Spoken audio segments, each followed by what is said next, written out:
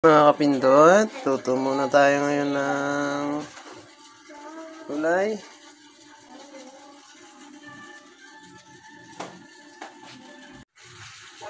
Hello.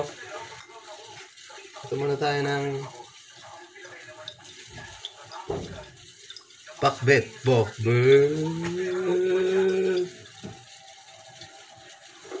Pakbet. Sandok. At yobab. Paputukin natin.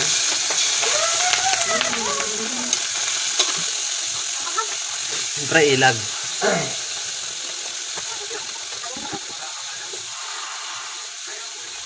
Konting lakas na nga po eh, siyempre. So. Yan. Hindi ba nakikita? Ito na, mahirap lang.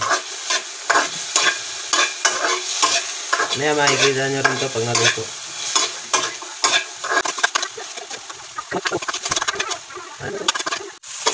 Ayan, natin taon na mga kapinpindot. Kaya natin pang ba? Siyempre ang sibuyas. Next to butter. Or mekos. Siyempre hanap nyo ako eh. Sobrang malakas. Hindi ba? Bang.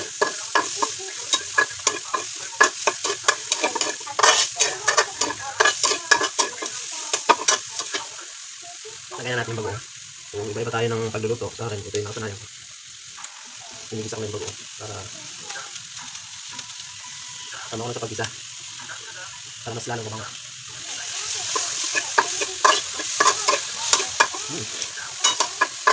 Yung mga amoy na ayaw ng mga kanok. Pero sa atin ito yun. Grabe yung amoy yun. Ako lang nakagutom na. Ang lakas.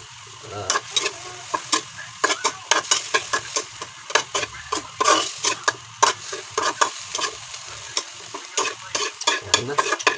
Ayan, lagyan na natin yung ating bida. Okay. Halo-halo lang.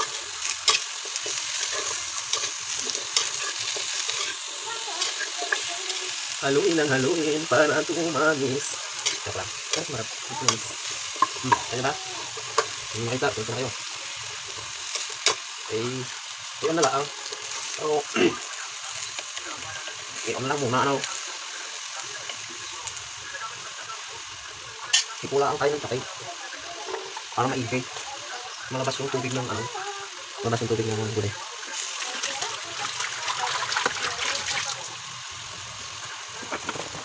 Para maka-adjust tayo kung maglalagay pa tayo ng tubig. So, siyempre maglalagay tayo ng gamit. Bago natin takpan.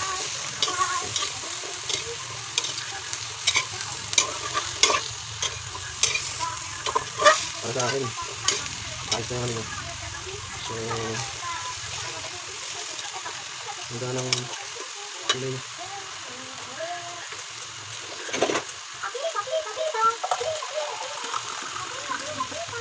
Sa amin kasi, medyo mahilig sa sabaw mga bata. Kaya nag-adjust na kami. Ito yung pakpit na medyo masabaw. Ito yung literang na pakpit na nakikita niyo sa mga ano, mga tindahan or yung luto niya. Hindi, kasi yung mga anak ko, hindi sa sabaw eh. Kaya pag walang sabaw, sila yung sinusunod ko pag nagluto. Yung sa amin na lang mga asawa. Okay naman kami kahit ano eh. Para, so takpan na natin. Para, so hot. Lagyan na natin mga pampalas. Lagyan na halika. Kunting asin. Siyempre. Yung ating sa mix. Dito na natin. Kasi kunti lang asin kang nilagay. So, mix together. Ay, bibigyan ko sa inyo yung sikreto. Kasi kami, pag nagluluto kami hanggang gabi na tayo. So, kung kulang pa, mag-add na lang kami ng itlog para sa mga bata. Pero sa amin mag-asawa. Okay na sa natin. So, ngayon, so, siya. Tikman natin ako.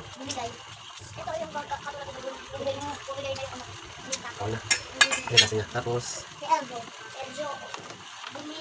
Yung sikreto ang nagapit.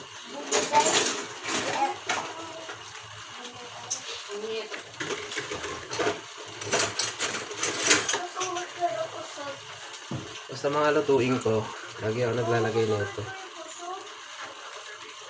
Sikreto. Para hindi siya mapanis agad. Ikot mo lang sa kutsara. Tapos, mga 3 minutes to 5 minutes huwag mo haluin. Yan ang secret para tumagal yung ulam. Lalo na pag medyo marami. So, takpan ulit natin.